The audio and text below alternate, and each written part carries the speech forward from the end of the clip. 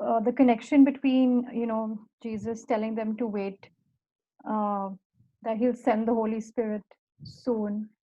For me, I was just thinking because we just went through the whole time of the counting of the Omer.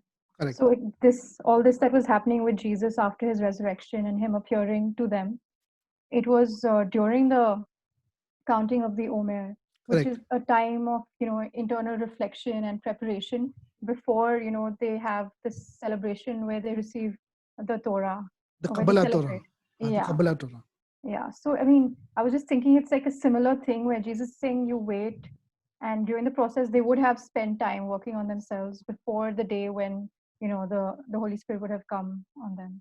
Correct. I So was just it doesn't really mention that they're in the process of counting the Omer, right? hmm, it But it's doesn't. it's evident that Jesus is telling them, like, wait and Hmm. and wait in anticipation for that day, but prepare yourself.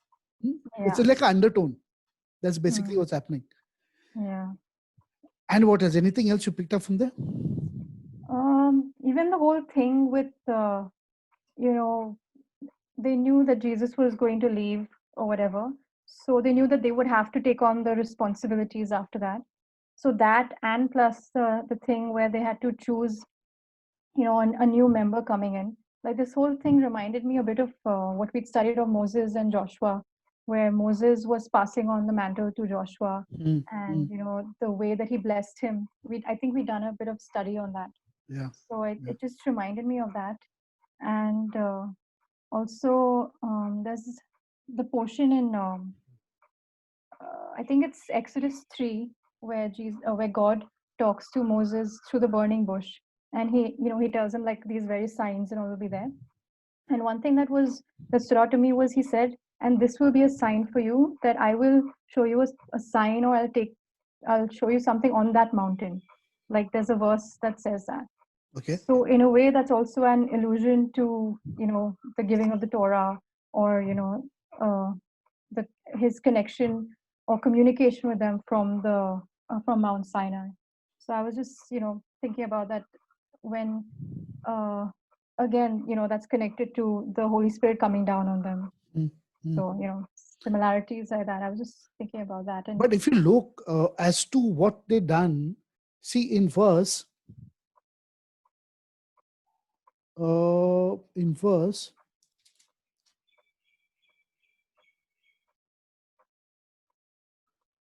if you go to verse uh, 17, I think 16 and 17, it says, "Men and brethren, this scripture must needs to have been fulfilled, which was the Holy Spirit by the mouth of David." And it concerns Judas. Okay, they're talking about Judas. And then it says, "For he was numbered with us and had obtained part of this ministry." Now, then it says what happened to him. "And it was known unto all the dwellers of Jerusalem as much as the field is called Akedama." Okay, and then it says, then they cast lots and they replaced Judas, right? yeah. So that's what I find interesting. Why do they have to replace Judas? Yeah, I was thinking along the same lines as well. So the verses that they're quoting is from Psalms. One is Psalm 69:25, Hmm, and one is Psalm 109, verse 8, where correct. basically it says that he'll be replaced and his position will be taken over by someone else. Hmm, And hmm, we can see that, David himself in his life went through so many difficulties and struggles. Like his own family kind of didn't really value him too much, correct. which is similar to what Jesus went through. So when I was thinking about the need for a 12th disciple, I was thinking about, when the 12 tribes were formed, technically it wasn't specifically the 12 sons um, of Jacob. Like the Levites were not part of the 12, and instead of Joseph, it was his two sons as well. So even Right. over there, it's like they're trying to make it form 12 when it's not necessarily, you Correct. know. So that's the point. Why? I mean, if Judas is gone, he's gone, right? Hmm, It could have been 11. It could have remained at 11. But why do you hmm, have to replace Judas? What is this 12? That's the important thing, right? So yeah. they emphasizing, they insisting that it has to be 12. So that is the point which I find in verse chapter 1 as to why Judas is replaced. Hmm. So a little while back, I had heard someone say something about the story of Elijah from 1 Kings 19:17. I'll just open that. Yeah. Basically, he goes and he's staying in this place, and God speaks to him, not in the wind or the storm or whatever, but a still small voice. Mm. And this is the time where he used to pass on his mantle to Elisha. Elisha, And, huh? yeah, Elisha. And he gives him instructions and all. So in verse 17, he says that You, basically, you want me to open it? no, it's okay, I'll just read it out. He's just giving him instructions, go return on thy way. This is from verse 15 onwards. 1 Kings? Yeah, 1 Kings 19, Okay. verse 15 onwards. Yeah. So now the Lord said to him, go return on your way to the wilderness at Damascus. When you enter there, then you will anoint Hazael king over Assyria. Yeah, and verse 16 and 17. ואת והוא בן נמשי תימושך, אני shall anoint למלך על ישראל, ואת אלישע בן שפט מאבל מחולה תמשך לנביא instead of you, and you'll anoint Elisha as a prophet instead of you in your place. And 17 it says, and it will occur to the one escaping from Hazael's sword. Okay. That's 18. 17. 17, yeah. And will let remain in Israel 7,000 all the knees that have not bowed to God. Just till 17. So in 17 it basically says, it shall come to pass that him that escapeth the sword of Hazael shall Jehu slay, him that escapeth from the sword of Jehu shall Elisha slay.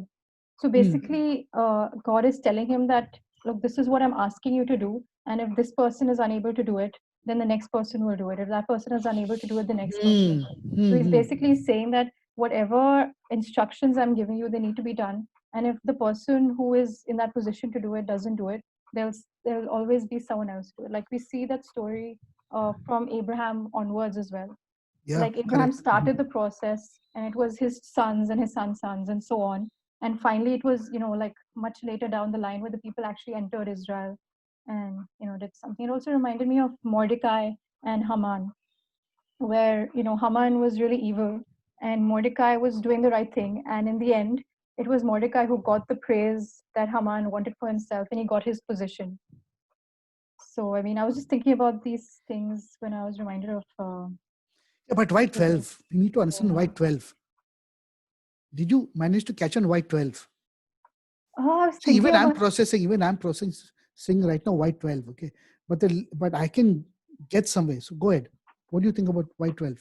I don't know if this is right or wrong, but I was just thinking that at this point when Jesus came and when he wanted to, the instruction that he gives him is that he'll go to Jerusalem, Judea, Samaria, and all the ends of the earth.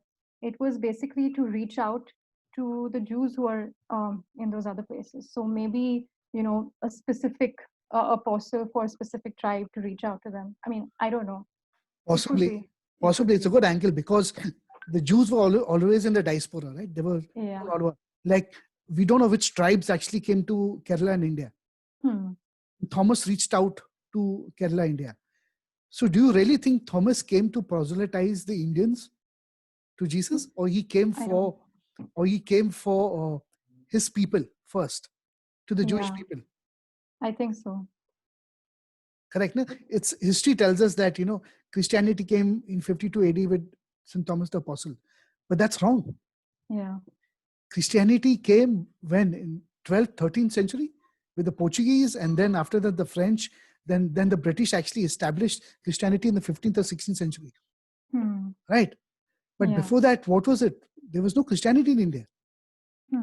There was belief in Jesus, that's for sure. Yeah. Because Thomas came as a Jew, he came to his Jewish people in Kerala and Chennai and all that stuff, and people the Indians who wanted to join themselves to the Jewish people joined themselves. So till then, I don't think it was officially Christianity as such. No. And Correct? even on the day of Pentecost, when all the Jews had gathered for the pilgrimage feast, it was on that day that the anointing came on the people, and where I think Peter was the one who stood up and prophesied and talked about all these things, and all the Jews who were there from all these different lands would have heard it, and then they would have Correct. gone back to their own countries where they were from, and then mentioned to them that the Messiah has come and this is what he's done. So, I Excellent. mean, the Correct. process would have already started. Excellent. Excellent. Right. Absolutely right, I think. Mm. There's the correct line of thought. Do you know, Paul says, I think he says in the book of Timothy, he says, he's not circumcised anybody except for Timothy. Mm. Right? Do you know? He says that. Because he was the only one who was technically Jewish. The others had. Uh, Why? Because Timothy's mother was a Jew, his father was yeah. Greek. Right? Mm. So Paul is still following the Pharisaic tradition of, if your mother's Jewish, okay, Jew, then you are Jew by birth. But if your father's Jewish and your mother's not Jewish, you need to actually engraft or convert to become Jewish or enter the synagogue. And it's amazing that Paul is still following this. And when he sees Timothy at such a big age and he's uncircumcised, he says, "Hello, what are you doing? You Yeah. have to be circumcised." And he never insisted for this for Titus or any of the others. None, because none of them were actually Jewish. But Timothy says, "Boss, you have to get circumcised. That's it." Yeah.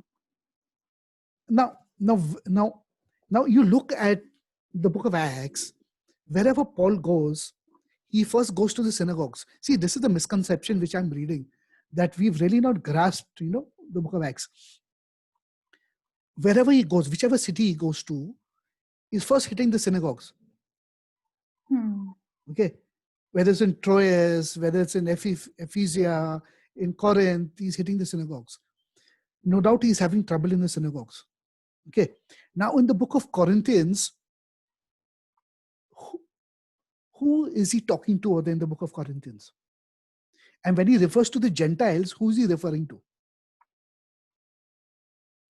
Are they the Jews who strayed away from their faith, or are they the pagans who've entered into? No. The reason why I spoke about Timothy is this. First of all, what are the Gentiles doing in the synagogue? Or around the synagogue, or hearing him in the synagogue? What are they doing there?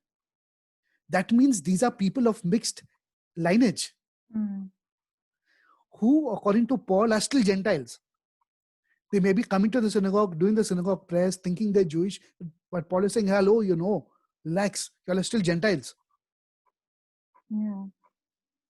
See, if you look at this very clearly, and all the problems he's having in the book of Corinthians, it's probably to these mixed lineage people who father is Jewish, because you have to understand the Jews in the diaspora in Corinth and in those world, they were all mixed up, man. They were all messed up with Greek philosophy, and they were doing all this nonsense. Probably 3 times a year they would come, or once a year they would come to Jerusalem, do their stuff and go back. But rest of the time, it was all mixed parentage. Yeah? Look at the Jews in India, mixed parentage. So Paul, it's amazing that Paul is so clear. He said, this is Jewish and this is not Jewish, even in the book of Acts. Yeah, that's true. In fact, from verse 15, in chapter 15 onwards, you have that distinction, because the council met up in Jerusalem and they decided, what do we do? Because we're having all these problems. Some people are saying everyone must follow this. Others are saying they shouldn't. So they had to reach some kind of conclusion about what do we do about it. So what is Paul doing basically? He is being tasked to create a halakha, what you call it, a light version. Like you say, Microsoft Light or Silverlight, a light version for those who are of this mixed parentage, who are still considered Gentiles or Goy, okay, who know the Torah, who understand, who are probably living and attaching themselves for the Jews and all this stuff, but still telling them, boss, listen, you're still Goy, and he's trying to create a halakha that fits into the Torah of the Jews, but yet doesn't bind them to it. I think he's got a very delicate job of that. And also they have very specific problems and situations that are arising, and because we don't have the original letters to which he is replying to, it's not easy always to gauge like what is he addressing, what is the specific problem. Yeah, in Corinthians 6, I think chapter 6, he says, and for the thing that you wrote unto me. What did they write unto him? No one knows. No one has that letter. We don't have that letter in the New Testament. So we really don't know what the questions were. But he's answering them one by one. Yeah. So if he's talking to the Gentiles in these places, these Gentiles are definitely connected to the Jewish synagogues or to the Jews somewhere. This is for sure. That's true. So I'm not saying there are completely Goyish people who are not connected, who have not converted, who have not come into the faith of Jesus. That is also there. But I think the main audience Paul is dealing with is this mixed lineage parentage. That's why he makes it very clear with Timothy. He says, I have circumcised nobody except for Timothy. And it would be these people who would kind of be in the leadership positions in those synagogues as well, not the new people coming in, as they wouldn't have any idea about or Correct. have no introduction to what the Torah concepts are. Absolutely. So Paul draws a line. He says, hold your heels. Don't try and do all this stuff because you're messing it up. You will mess your faith also up. So go cool, take the light version, study, grow spiritually till the time you're ready. And then when you are ready to actually understand the meat, then you can be slowly engrafted into this. So I think this halakha which Paul is creating, he's dealing with many, many human resource problems right now. Tremendous amount of resource problems. So even in one, that's a good way to understand, to start actually the book of Acts. Tremendous way to start the book of Acts. In chapter 1, let's look at the heading actually. What is the heading? Have you got the Hebrew and NT with you? Yeah. I've put it up on the screen. Okay. Yeah. The Dalish one, right? Yeah. Okay. So it says Maaseh Hashlekim. Maaseh. Now we've studied this word. We know what this word is, right? We've been doing this word for the last 3 years. Maaseh. What is Maaseh? Asa means to do or produce. Produce, correct. So the works. To produce the works of Hashlekim. Shlekim? The shliach, I think, like the messengers or the sent to shlach, to send out. Okay, so it's saying these are the what the sent ones have produced. So okay, you can call it Acts of the Apostles. It means something different. Acts of the Apostles means this is what they have done. But the Hebrew mind is saying this is what the sent ones have produced.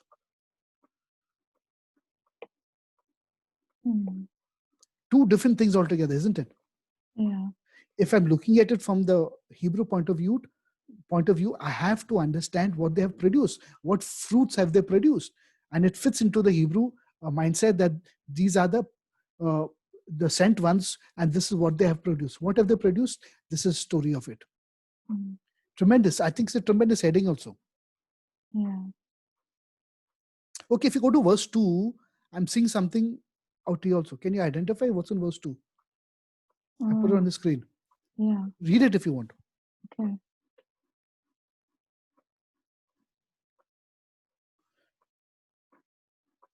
It says, Ad Hayom Asher Lukhach Lama Rom Zahare Zavato Baruach HaKodesh Et Hashlekim Asher Bahar Bahem. Bahar Bahem. Look at this word. Do you know what this word means? Why is this coming like this? Lakak. No, Lukhach. Okay. From the word khak means to grab, to take, to basically, take hold of, take. Lukhak, like, you just wrest somebody from you. The word is rest, W-R-E-S-T, rest somebody. Lukhak. Okay. Ad hayom, unto the day, being lukhak la marom, he was taken up. He was like literally pulled up. And the word room, high. To raise up, to elevate. High. High. Romim is high, right? Allah is to elevate. Okay. Allah to elevate. Rome is to look like. So he is being taken up on high. What does this verse remind you of?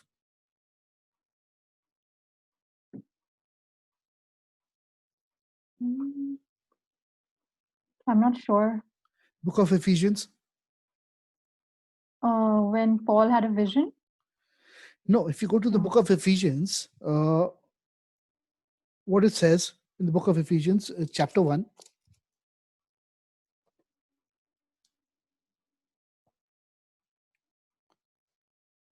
I'll open it. 1 second. In chapter 1,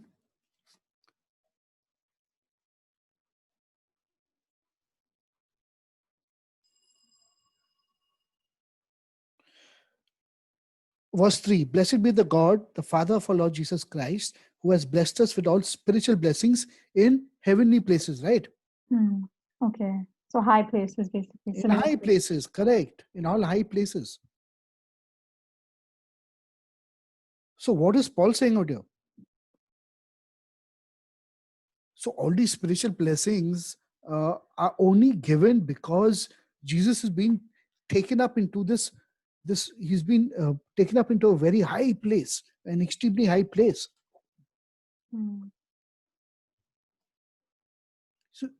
So I'm connecting Ephesians to this because Ephesians cannot stand, that verse cannot stand on its own until we read this in the book of Acts, because in the book of Acts, Jesus is actually taken up to this high place.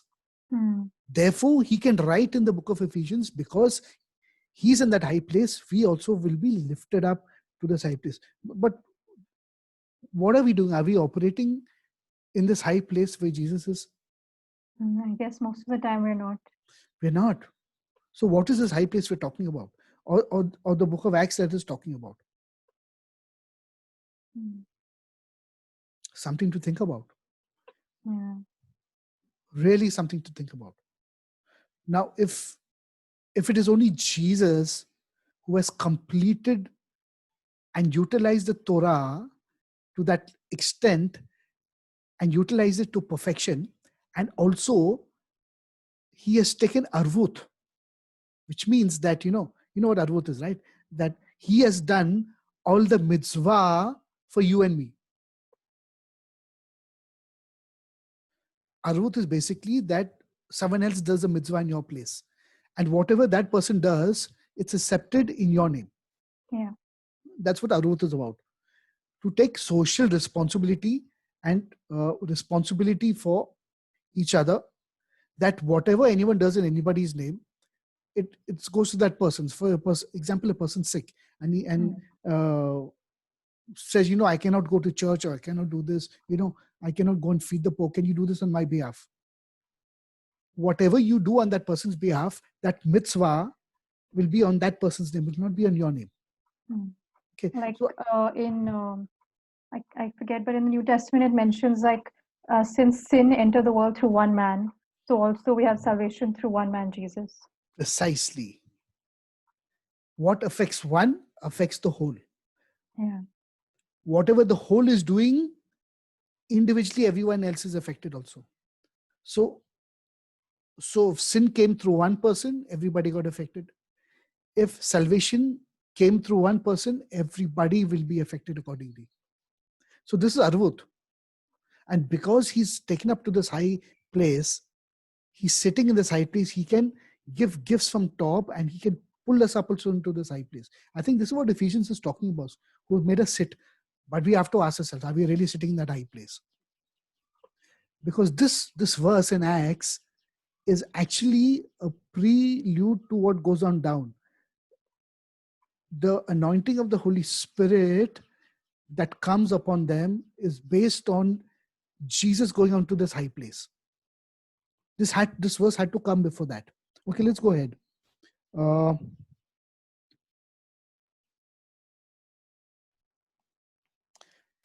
until the day he was taken up.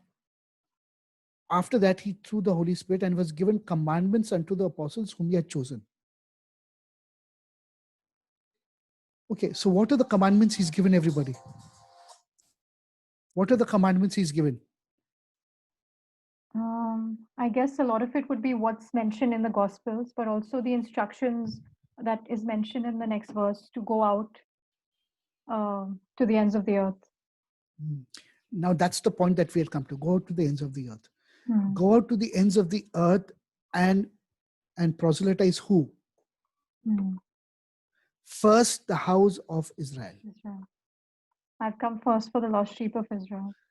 First to the house of Israel. So even if Matthias went somewhere and he preached, and Thomas came to India, and this one went there, and this one went there, they all first went to the lost sheep of Israel.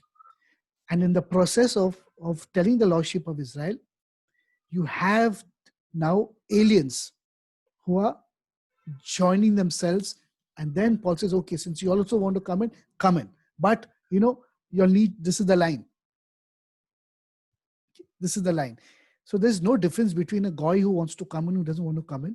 But Paul is saying for all reasons, that you don't violate the commandments of God. You don't, desecrate his word and his name and his thing. So you just hold it, take it cool till you learn. I think this is what Paul is doing, right? So even if Thomas came to India, and as we said, like he came basically for the Jewish people, right? So he came for the Jewish people. He done what he had to do. Okay, he got murdered or there, whatever, his blood was spilled and all. When I had gone down south, I had gone to this place called Tiruvattankode. It's a little ahead of Trivandrum. From between Trivandrum and if you go a little more south towards Nagarcoil, there's this place called Marthandam. Okay, Marthandam. It's a big Christian city. And from Marthandam, if you take a right turn and if you go down, it's about 3-4 kilometers, you come to this old, very, very, very old structure in Tiruvattankode. And this structure was built by St. Thomas himself. Okay. It's a very old structure over there. Okay. And you go there, you can see the cross, and it's like 2,000 years old. He's literally, engraved everything with his hands. Now, around the old structure, you have the new and the modern structure which is built, right?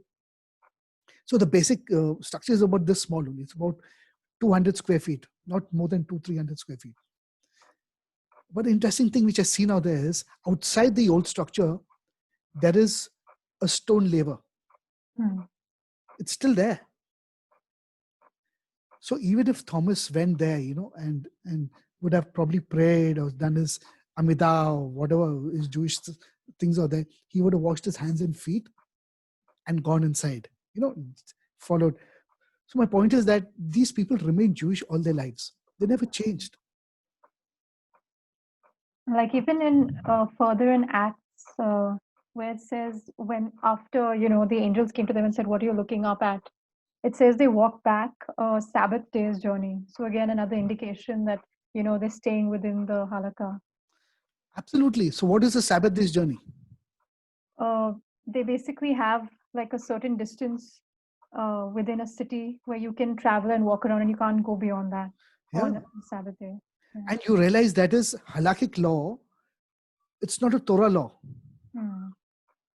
It's a Pharisaic law.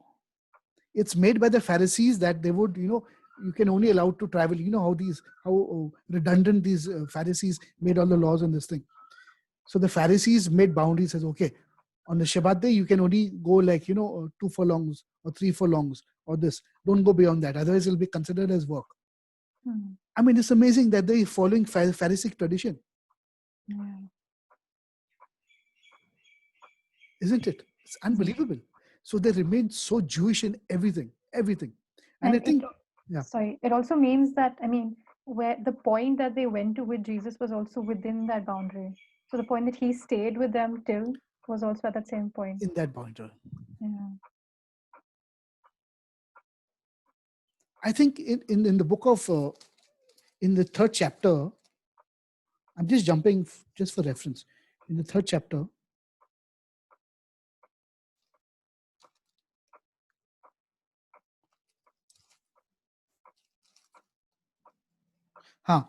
Verse 1. Can you read verse 1, 3rd chapter? Yeah. Now Peter and John went up together into the temple at the hour of prayer, being the 9th hour. What is this?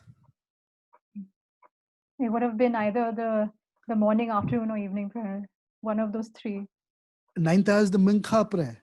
The Mincha prayer, the evening prayer, or Afternoon prayer. no, the afternoon prayer. Right. Unbelievable. So Peter and the apostles are still going, doing the Jewish stuff 3 times a day into the temple and doing the Amidah and doing the prayers. Unbelievable. So the first of the disciples, they were praying in the temple, believing Jew and non-believing Jew together. Only thing they were called minim, believers.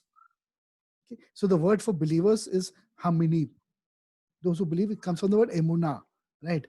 Faith. Those who are on the faith, right? How they call haminim. So they were both praying. So you have Peter and this Paul who are doing the prayers in the temple, reading from the Siddur, doing the Amidah, prostrating. Same thing. I can't, it's unbelievable. Now, if you jump a little ahead in the book of Acts, we're just picking out snippets of what we're trying to do is basically understand who these apostles are first before we even go ahead in the book of Acts, and until we do not understand who they are, how will we understand the rest, right? So a little ahead, I think in the book of in the preceding chapters, Paul and the other disciples, I think it's chapter 18 or 21, 15 or 18, where there is this big issue about the people in diaspora have written to the council in Jerusalem saying, there are some of your Jewish Pharisees or people who have come to us and told us that we have to be circumcised. And this is what the book of Galatians is about, because it deals specifically with this only. So as chapter 15. And if chapter 15 has to relate perfectly with the book of Galatians. Okay, so in chapter 15, what do they write? It says over there, let's go to the chapter 15 actually.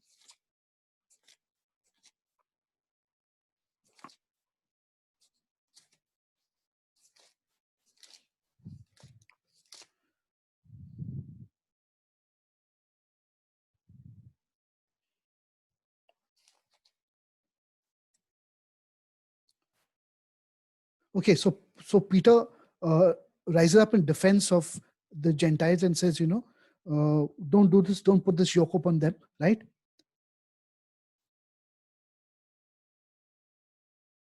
And then go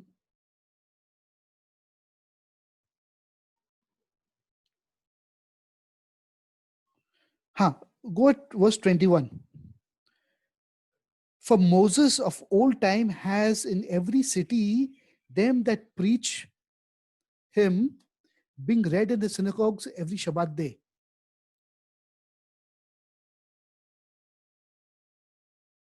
And then it pleased the apostles and the elders with the whole church to send men chosen of their own company to Antioch, and Paul and Barnabas, namely Judas, named Barsabas, and Silas, chief men of the brethren.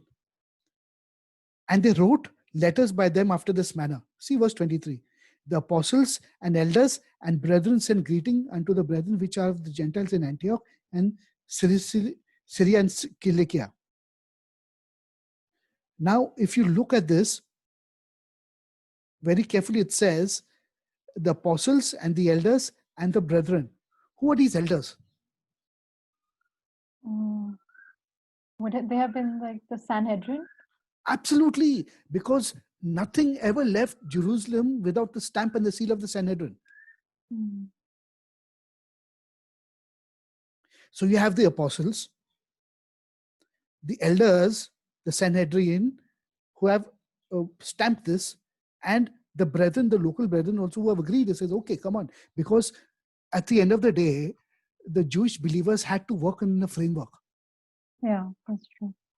They had to be a framework. Otherwise, they would have been apostates. They would, they would have been just completely shunned out. So the seal of the Sanhedrin would have gladly said yes. Because even now, if you go to the Jewish halakha in Jerusalem, they will say, you're a Goy, Gentile. No, oi way, you stay, you don't come. Till now, they do the same thing. So at that time, there was still some kind of understanding between like the believers of Jesus as well as the Sanhedrin who didn't believe in this. They had some kind of understanding, which later deteriorated after many years, after the apostles probably died. Correct. The apostles wouldn't have sent out a letter. With whose authority were the apostles going to send out the letter? Okay, we say authority of Jesus, authority of the Holy Spirit, but for somebody in a different city to receive a letter without any see, understand what happened 2000 years ago. Today I send an email, you will accept it because you know it's by me. It's authenticated. An email can even stand in the court of law. But 2000 years ago, if a plain letter went, who's going to verify that letter? Yeah. It had to have some seal of authentication. So they would have probably gone to the Sanhedrin and told them, see, we're having this problem. Okay, there are some people of yours, Orthodox Jews, who are going to there and creating this problem. Please, this is the letter. Can you, some understanding must have been there. Definitely.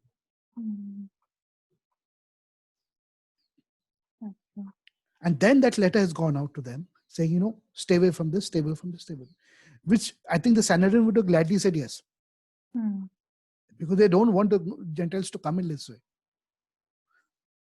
I'm thinking in these terms that, there has to be some kind of authentication for these letters which are going out. Okay, so coming back to chapter 1.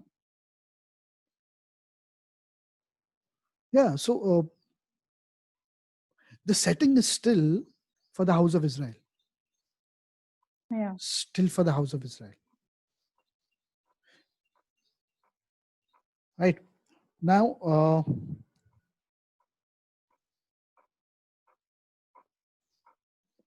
I have something interesting in verse 4. Can you read verse 4 in chapter 1? Yeah. And being assembled together with them, commanded them that they should not depart from Jerusalem, but wait for the promise of the Father, which saith he, ye have heard of me. Okay, so that's what it says in verse 1. Let me open the Greek also.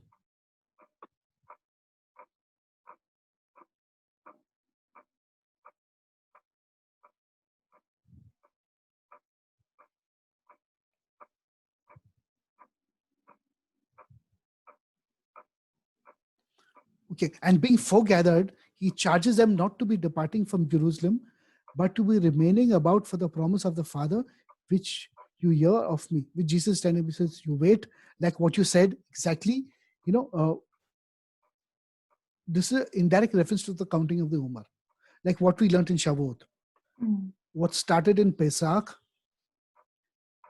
and the festival of unleavened bread, and now you're counting the Omer in preparation to you to personally receive that anointing. So Jesus is telling them. So effectively, what has Jesus done? He has gone through the Passover himself. Okay, he's been that Passover lamb, and then these 40 days that he's been a preparation also for him to go to heaven. So he also had to complete that halakha of those 40 days, okay, and go to heaven, and he was taken up.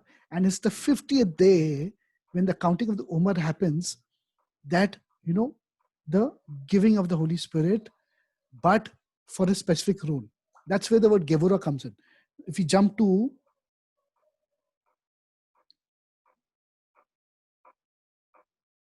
okay, that's in verse 8, right? But you shall receive power. What does it say? Read over there, verse 8. Yeah. They shall receive power. After that, the Holy Ghost is come upon you, and ye shall be witnesses unto me, both in Jerusalem and in all Judea and in Samaria, and unto the uttermost parts of the earth. Okay, let's read it from the Greek also to kind of, get a thorough, because we should not neglect looking at the Greek also at the same time. It says, you shall be obtaining dunamin, ability. You see, the word a koach is a different word altogether in Hebrew. And the word Gevurah is a different word altogether. Koach means internal strength. Okay, strength from inside, physicality, a physical strength. Then the word Gevurah means ability and might. So therefore they were empowered. It's not they had power. Power was not given to them. They were empowered to do something out of the ordinary.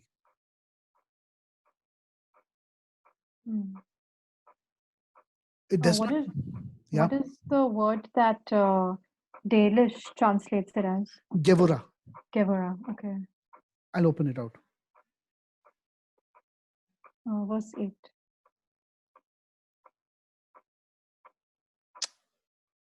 Gosh.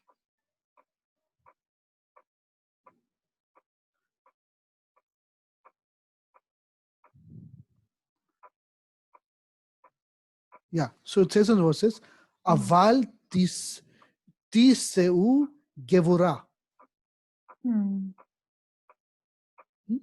Gevurah bavo alachem ruach hakodesh vehayitem edai, and you shall be my witness. Ad. Okay. Edai be Yerushalayim ubechol Yehuda u Beshimron, that is in Samaria, which is in the north of Galilee, va'ad chadze haaretz. Now chadze, very interesting word. Chadze, from the word mikheads. You know what mikheads is? We have parashat mikheads. In the end, to the end of the land, haaretz. Very interesting chadze. Va'ad unto chadze haaretz, unto the end of the land, towards the end of the land. Okay. So this word Gevurah, very interesting word. I mean, Delitzsch has translated as Gevurah. So Gevurah spot, if you look at the, even the, from the Kabbalah point of view, and if you look at the Sefirot, Gevurah is part of the Sefirot.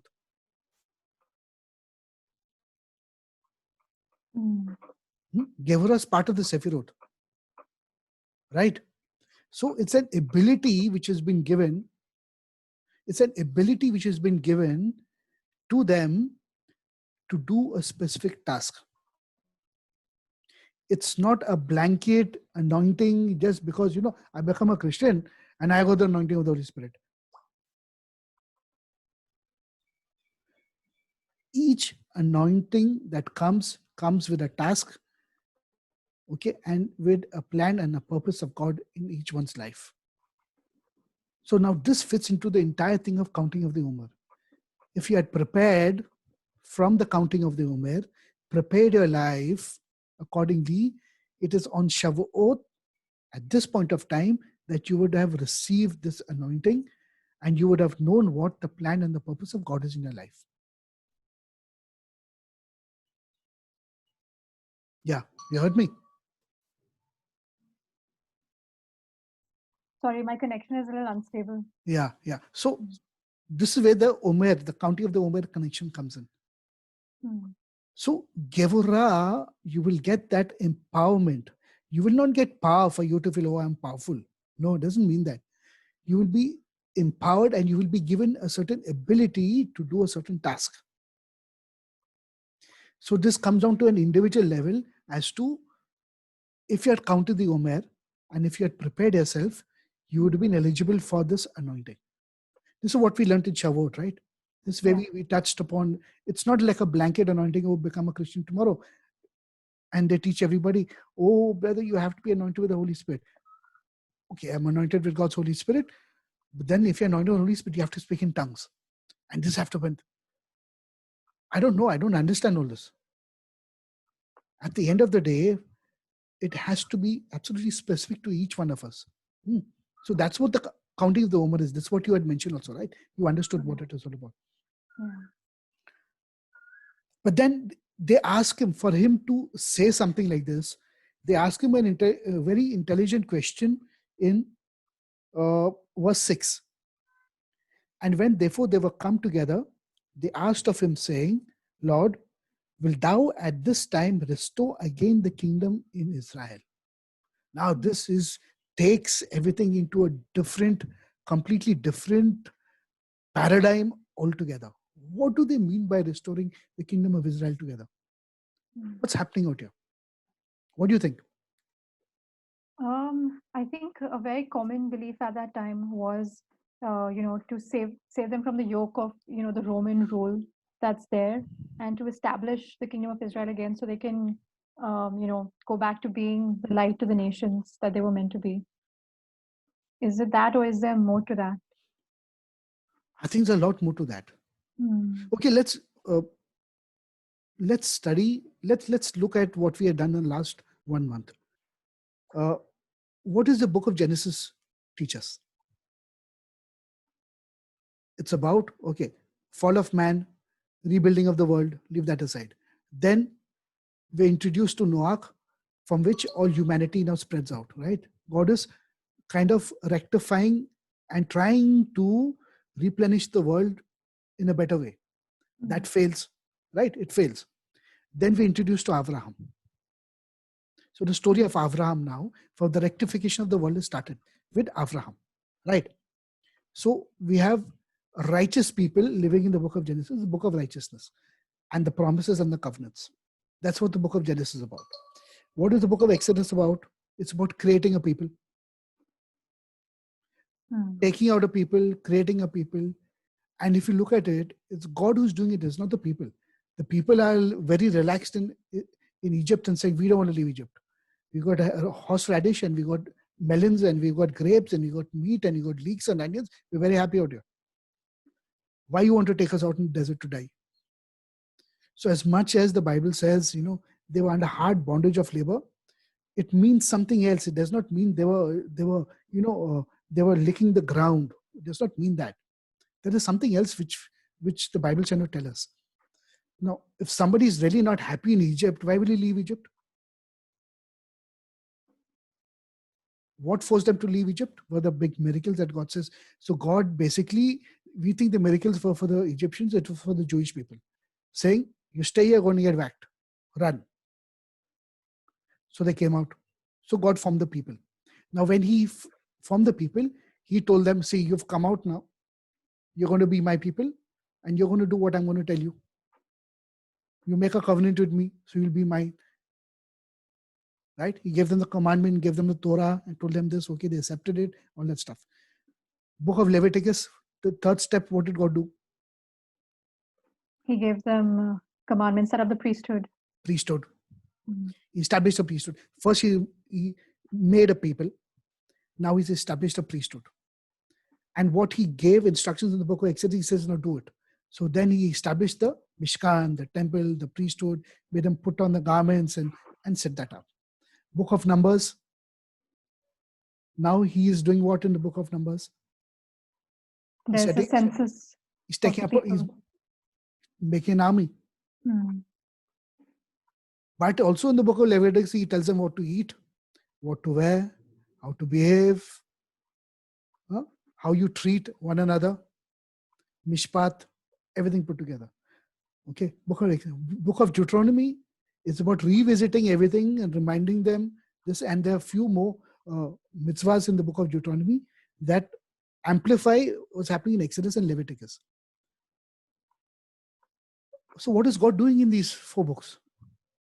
What do you think God is doing in these 4 books? He is basically preparing a nation, preparing them to take them into the land. That's it. He's preparing them to take them into the land so they will function like normal human beings dedicated to God, the temple, the land, look after the land, produce from the land. You give God his covenant 10%, you keep 90%. Be good to one another, have a party, live. Just be holy and sanctified to God. If that was the importance in the Old Testament, to live on the land, what has changed today? Why are we all wanting to run to heaven? So the thing is, have they asked Jesus a valid question? Very valid. It is a valid question. That's why Jesus tells them, he says, 1 second, guys. This is not a time for you to guess the times and the seasons that God has put into place. And why does Jesus tell him this? He tells him this because this is the difference between Jesus' first coming and his second coming. So what did he do in the first coming? And what is he going to do in the second coming? So the first coming, he had to sort out things in the spiritual realm. He had to sort out things in the spiritual realm. And until that was not sorted out, the overflow of the spiritual realm, until it flows to every person, and every person is actually ma'aseh, doing things in accordance with the Torah and producing good works, he's not going to be able to bring down eternity on this earth, because the earth will not be ready for it. Or there's another angle to this. The only reason why Jesus was taken up on the feast of, or means resurrected on the 40th day, and only he was resurrected, it's because only he was ready. Only he fulfilled the Torah and the mitzvot to perfection. The blueprint in the book of Leviticus was what?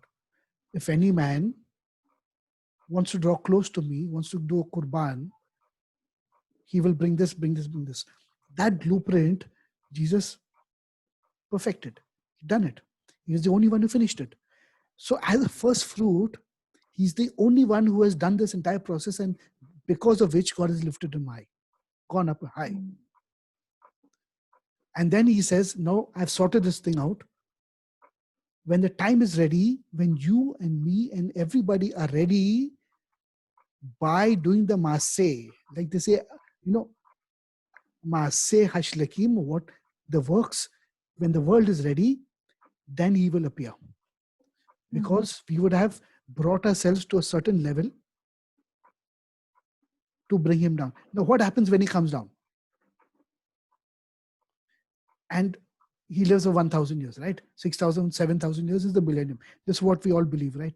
What happens when Jesus comes, sits on the throne, and is there for 1,000 years? Then what happens? You mean after that or during that period? During that 1,000-year period.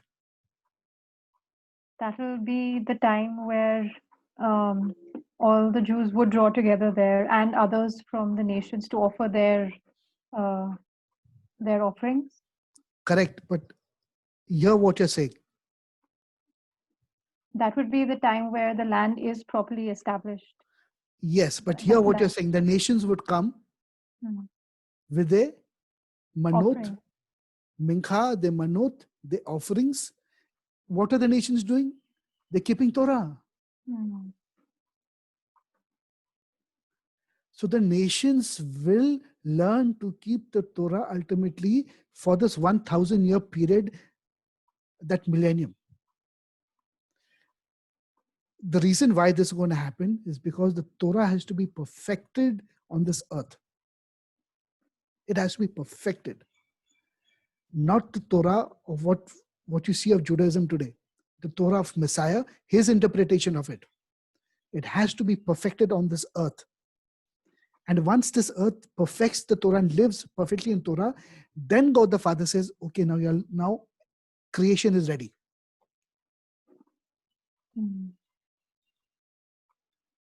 That's a very important verse. Very important. So what we are doing now also of the Torah, and we're trying to understand the Torah, is just a glimpse of what Torah we will keep when Jesus comes. He will take us onto a different level of Torah, but it will still be Torah, but it will be a perfection of the Torah. That means the entire world would be existing in the realm of Torah, but we still don't have a glimpse of what it's going to be like. It will be a perfection. The 1,000 years will be of us, this earth, perfecting the Torah of God. And then when that is ready, then comes in the book of Revelations that after 1,000 years, this will be released and that will be released and this will happen and then the story carries on. So the question is very valid.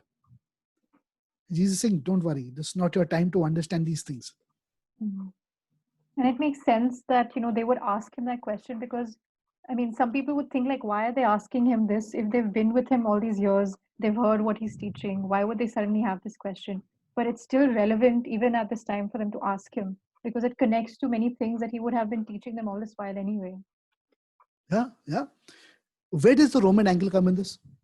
Not at all. Not at all.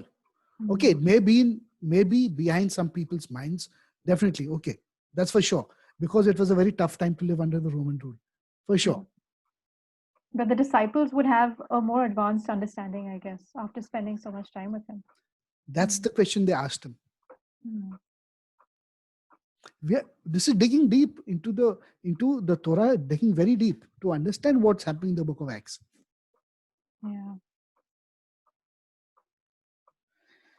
And when he had spoken these things, while they beheld, he was taken up, lakhak, and a cloud, Anan, received him out of their sight.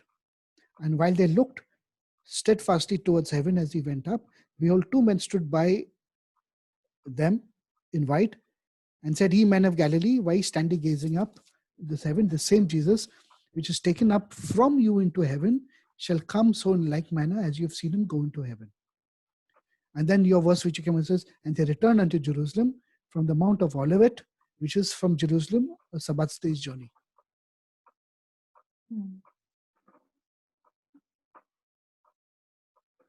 And it was a Shabbat. Because Shavuot is a feast, it's Shabbat in any case. But Shavuot came a little later, right? It was not on the same day that the anointing of the Holy Spirit came. It was... No. Sorry. This is correct. Okay. So then it's probably just a reference to a journey which is Shabbat this journey. Or it could have been a Shabbat also, I don't know. Yeah, But that's why it says Sabbath. Yeah. That's why it says it's Shabbat this journey. Possibly. Maybe just the Sabbath before Shavuot or something. Because it says he was with them 40 days after his resurrection. So it was probably just a week before the Shavuot. Yeah, about 10 days. He went up on the 40th day, correct? Yeah. In verse 3, being seen of them 40 days. Okay. Then in verse 13 onwards it says, and when they were come in, they went up into an upper room where abode Peter and James and John and Andrew and Philip and Thomas and Bartholomew and Matthew and James the son of Alphaeus, and all these people were gathered out there. Can you read verse 14, but from the Delish? Okay. Let's look at verse 14. It's a very interesting verse.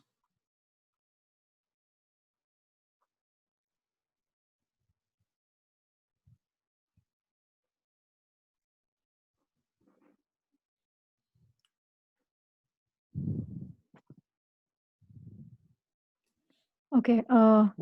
Kal ele hayu shokdim yakadav balev ekad bit pila uvatanunim.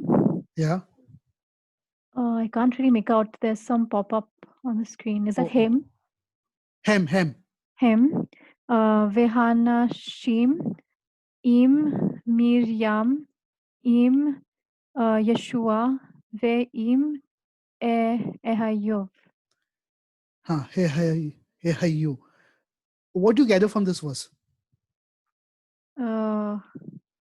Jesus's mother was there, Mary. And, no, but there's some important words in that verse.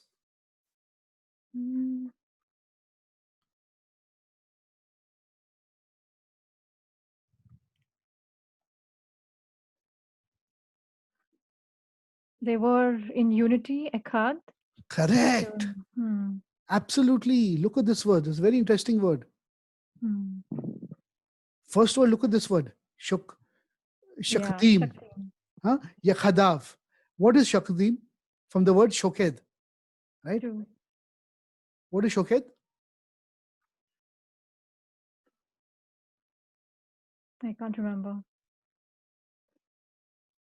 The word Shoked means to stand in guard, in attention. Like, to what do I say? To be completely attentive. Okay. Shakdim. Okay. And yakdav, from the word yakhad, oneness. Mm. Right? We're talking about oneness out here. Mm. Was this the oneness that Jesus was praying in the Besora of Yochanan in chapters 19 and 17 and saying, Father, let them be one just as you and me are one. Mm. That's true. Yakdav belev, in their heart. Mm. Echad. Same word. Yeah. Oneness. It's amazing. So, in other words, what is the lifestyle that these people are living? What is their lifestyle?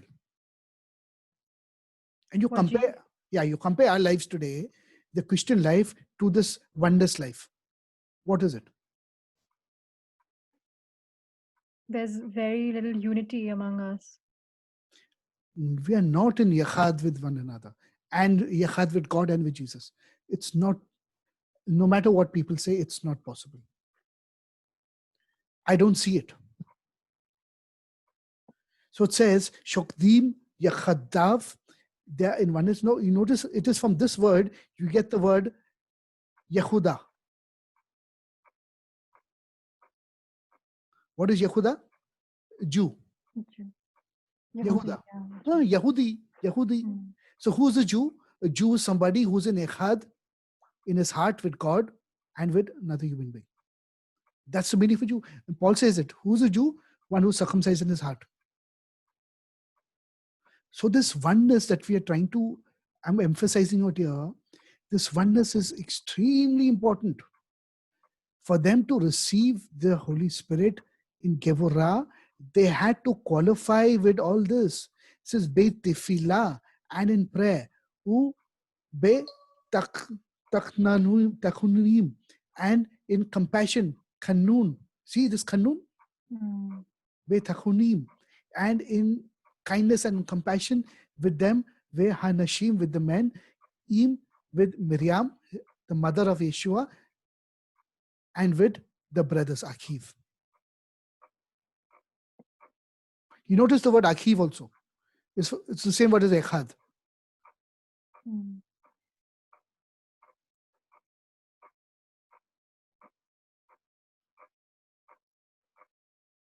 The qualification for receiving impartation and anointing of God's Holy Spirit is a very high level that I don't think anyone in this world has reached that level. Not possible. We'll have working of the Holy Spirit here and there and here and there, in gatherings, in meetings, in miracles here, there, things. But in this kind of Gevurah, heroism, in this kind of empowerment, it's not going to be possible because there is no oneness. That means each of the relationships with each other were of the highest quality of Echad. And when there is true relationship, there is no sin. Mm. In our lifestyles, man, every second moment there's a problem. Pastor, tell that person, or see what he done to me, see what he's saying, he's doing this, he's doing that, backbiting, fighting, you took money, he took, all nonsense is happening in the body of Christ. There is no oneness. The oneness was taken to such a level that in Acts, I think 6, Ananias and Sapphira, or on 7, or 5 or 7 something, they were selling off all they had and they were coming and laying it to the Kehilim, to the Kehila, and saying, take all that I have, take it. Why? Equality. A poor person now is equal to a person who was rich but who sold everything and given everything. We are one. The reason is that me will not fight anymore. I'm telling you, if you really have to follow all this in the book of Acts, 99% of us in the church will get up and say, boss, I can't live this life. Forget it. Chhod do main. I'm happy with my life. I'm going to work. I'm enjoying myself. I've got my friends. I'll go to church every Sunday. But don't tell me to live this life. No, can't.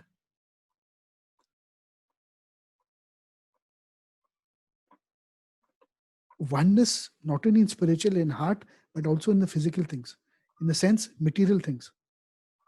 So this oneness is, how do you connect in oneness to God? We've studied this, we've learned this before. Wisdom, understanding, knowledge, Chokmah, Bina, Da'at, when your study and your presence, Shekinah presence is on you, that anointing is on you, you become one in that wisdom, knowledge, and you're connecting on a very different level to Hashem and to God. This is what Jesus done. This is how Jesus was walking on this earth.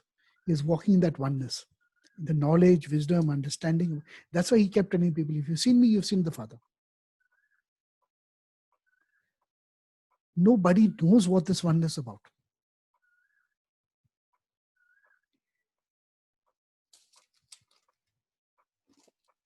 It's amazing to see that we've not achieved anything. Nothing.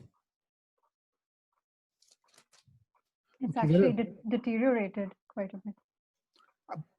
You can clearly see the standard. Clearly see the standard. And there's a reason for this. I've said this before. Humanity today has moved very far. We have progressed very far. And we have become creatures of our own doings. In such a way that God has to keep adapting His will upon our lives silently. So the more complex we make our lives, the more God's will is constantly adapting to the good and evil that's inside of us. So the conscience now plays such a big part because God is seemingly working in a conscience and telling us from inside constantly, this is good and this is bad. This is good and this is bad. This is light and this is darkness. Be careful. It was not so with these people. They lived more freer lives. God was more relaxed to them because they had more honor and their lives were more simpler. But we live in a world that is so complex. Take out all the judicial laws in the country. Remove all the police people from the streets. Remove the administration. Just remove everything. Just say this is India. Can we survive? Not one day. It will be each man for himself then. We'll slaughter each other and kill each other. That's it. So we have grown complex, but we need laws and rules and regulations to keep us in check. So how much ever humanity is progressing, that much he's tying his own hands and feet. Exactly what's happening. It's because we don't have character anymore. And the reason why we can't keep this oneness is because we don't have values and character anymore. We cannot confide with each other. We cannot have trust and faith in each other. We don't trust anybody. We don't trust our mothers, fathers, brothers, sisters, uncles. Forget our friends and forget our colleagues. We don't. We don't trust somebody that if I tell this person something, that, it will not used against me. It's very big in the church. Very big in the church. So everyone says, I'm going to come to church, me and God, and even God for everybody else. I'm not interested in everybody else. But that's not what the Bible is saying. Oneness. Incredible oneness.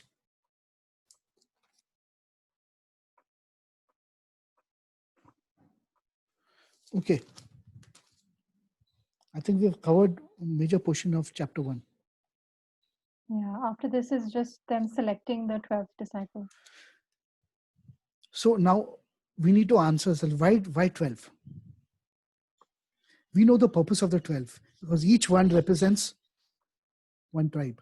So the schematics of this was God would have probably said, okay, you belong to this tribe, you go to your tribe. Get the people in. So when Thomas came to India, what was he doing?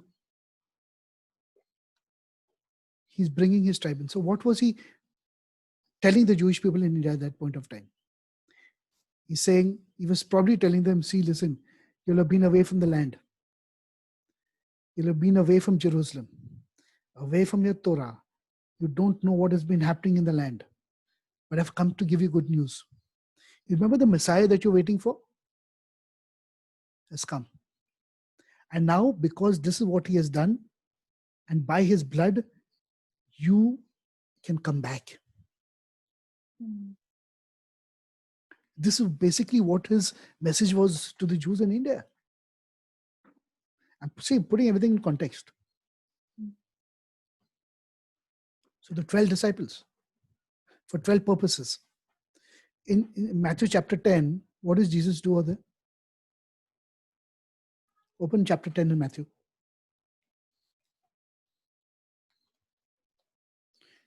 And read verses 1 and 2.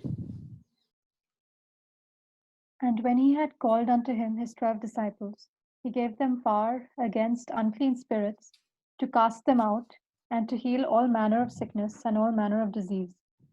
Now the names of the 12 disciples are these. The first, He called the 12 disciples and gave them power to against unclean spirits and to heal all manner of sickness and disease. again 12. Hmm. But let's look at the purpose of this 12. I think it's in the book of Revelations. Chapter 21. And I saw a new heaven and a new earth, for the first heaven and the first earth were passed away, and there was no more sea. And I, John, saw the holy city, New Jerusalem, coming down from God out of the heaven, prepared as a bride adorned for his husband. Okay. And then you keep going. Verse 11 onwards. Having the glory of God, and her light was like unto a stone most precious, even like a jasper stone clear as crystal, and had a great wall, great and high, and had 12 gates. Right? And at the gates 12 angels, and names written thereon, which are the names of the 12 tribes of the children of Israel. Mm-hmm. On the east 3 gates, north 3 gates, south 3 gates, west 3 gates. And the wall of the city had 12 foundations, and in them the names of the 12 apostles of the Lamb. Of Jesus, who is the chief cornerstone. On him are the 12 apostles, the foundation. And on the 12 foundation, the 12 gates belong to the 12 tribes of Israel, where angels are standing out there. If anybody wants to enter in this, he has to pass through the 12 gates held by the angels, who are going to qualify us in our work in the Torah, because the foundation is of the 12 Jewish apostles.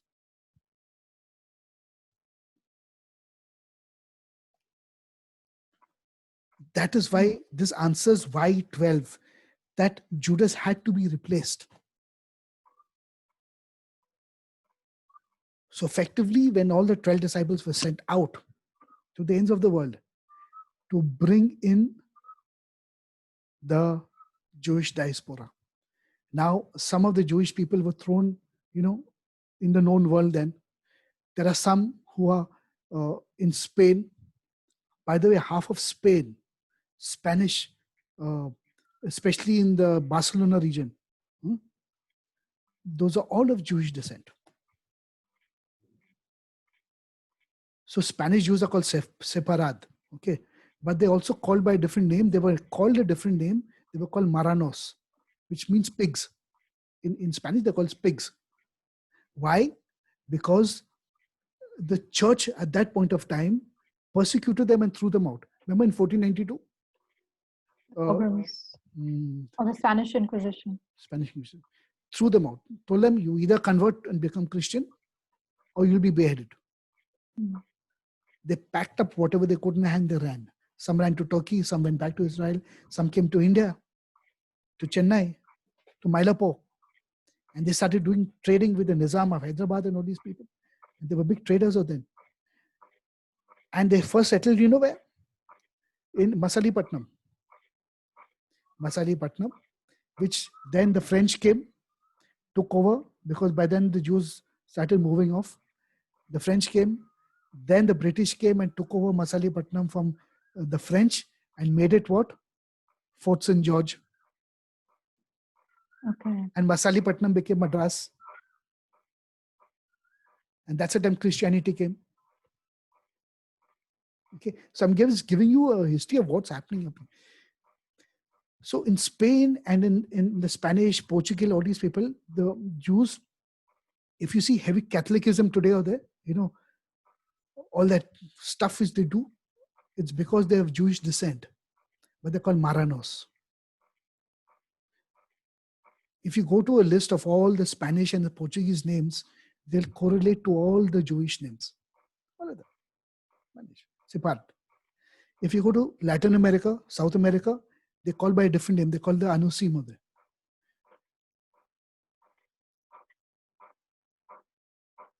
In India, they called Bene Israel. Okay. They were spread all over the diaspora. So these 12 disciples went all over to bring in the lost sheep of Israel, and anyone else who believed along with them would come in. This is a beautiful setting to the book of Acts to understand what exactly is happening. Therefore, wherever Paul goes to the Gentiles, in all places, we are seeing he goes first to the synagogue. He doesn't go to the marketplace. Mm.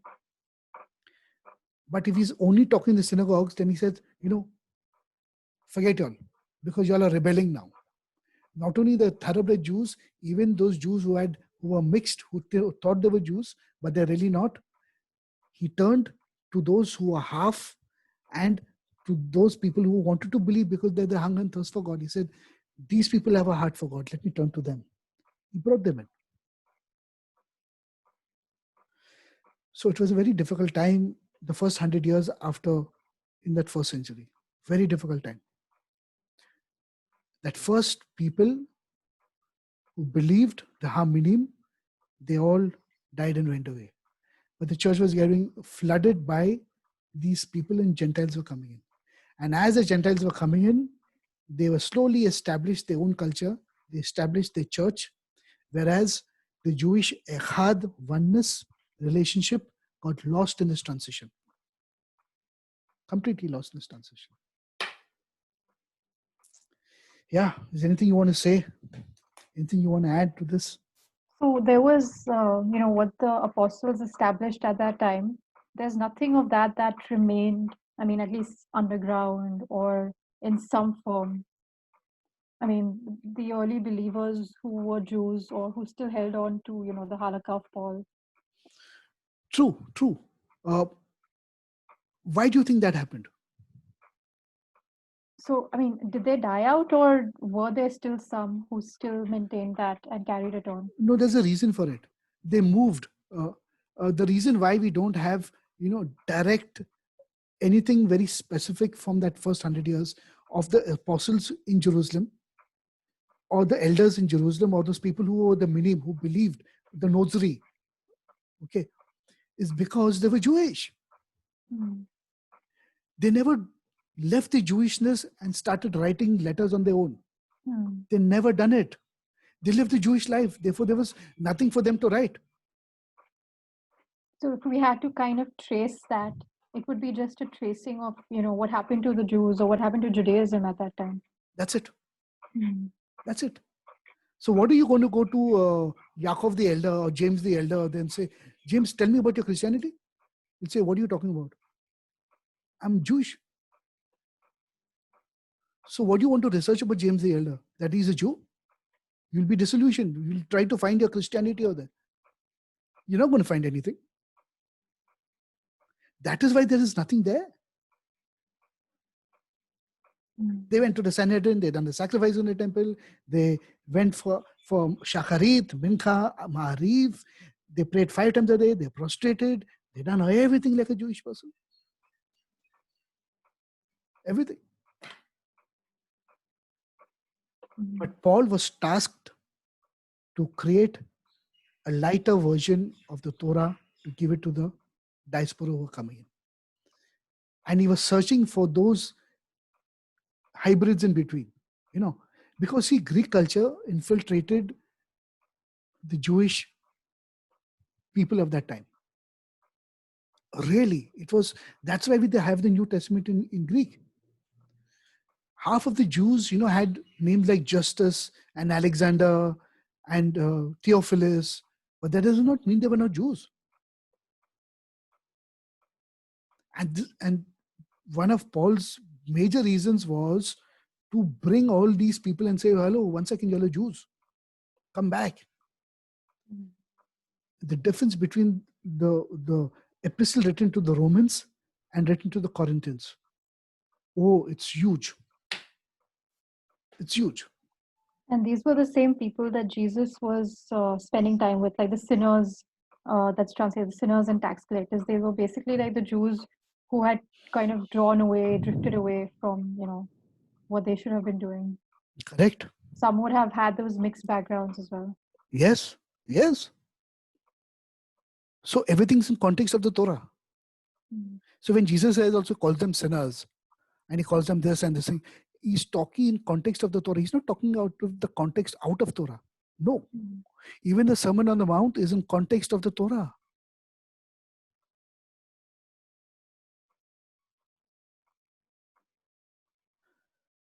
So the world needs to come back to the Hebrew scriptures, to the Hebrew roots, understand what we are supposed to do. Once we learn the mitzvah and the halakha, then we will be ready to bring Messiah down, Jesus down. And once he comes, the 1,000 years rule will be the perfection of the Torah on this earth. That needs to happen. And once that is ready, then God will say, okay, now the earth is ready to take up again. It's not enough that Jesus come and perfect the Torah and God. That's not enough. What about us?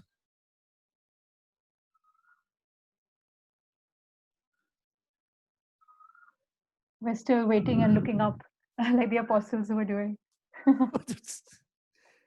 Unbelievable, isn't it?